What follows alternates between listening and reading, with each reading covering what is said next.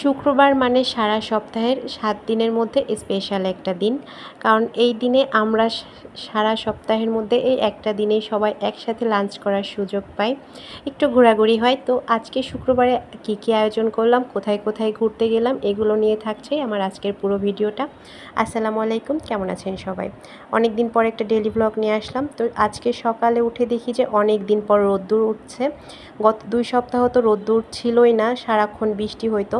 তো সকালে উঠে সকালের নাস্তায় আমি রুটি আর গরুর মাংসটা রান্না করে নিয়েছি।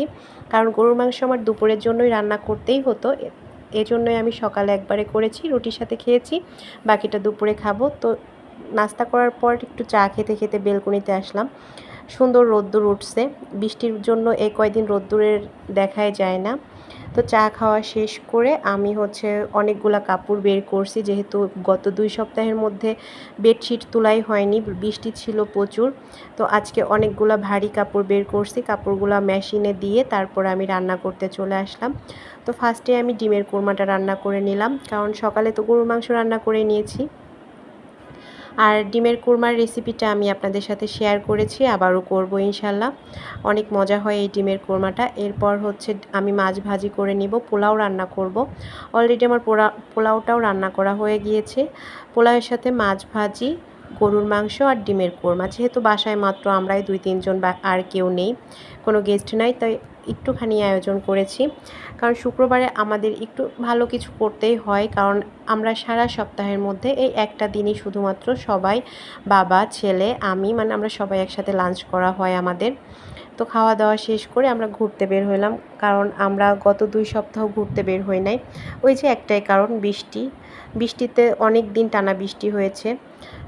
তো আজকে বৃষ্টি ছিল না, ওয়েদারটা ভালো ছিল, যেমন রোদ্দুর ছিল না আবার বৃষ্টিও ছিল না, মানে ঘোরার মতো একটা ওয়েদার ছিল।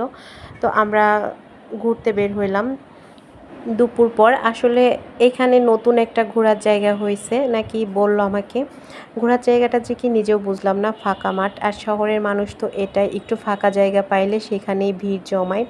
তো আমার ছেলে মেয়ে দুটাই না বালু দেখলে অনেক খুশি হয়। দেখেন একদম ফাঁকা মাঠের মধ্যে, এখানটায় কিছুদিন পর কাশফুল হবে, কাশফুল হওয়ার আগে যে সবুজ ঘাসগুলা, ওইগুলাই হয়েছে। আর এখানে কিছু ফুচকার দোকান, আইসক্রিম, বাদাম, এগুলাই আর কি ২-৩টা দোকান।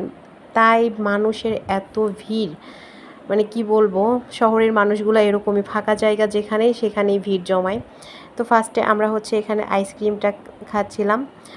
এরপর এই পাঁপড়টা আমার ভালো লাগে ছোটোবেলা থেকেই, আমি মেলা হোক রাস্তাঘাটে যেখানেই হোক দেখলেই আমি কিনি। যদিও খাবারগুলো স্বাস্থ্যকর না, তারপরও ভালো লাগে। তারপর দেখলাম আখের রস, এটাও খেলাম, কারণ আখের রসটাও আমাদের শরীরের জন্য ভালো। আর আমাদের আসলে পানি পিপাসাটাও লেগেছিল, কিন্তু এখানে কোনো দোকান নেই পানির। তো ওইখানে ঘোরাঘুরি শেষ করে আমরা চলে আসলাম মার্কেটে।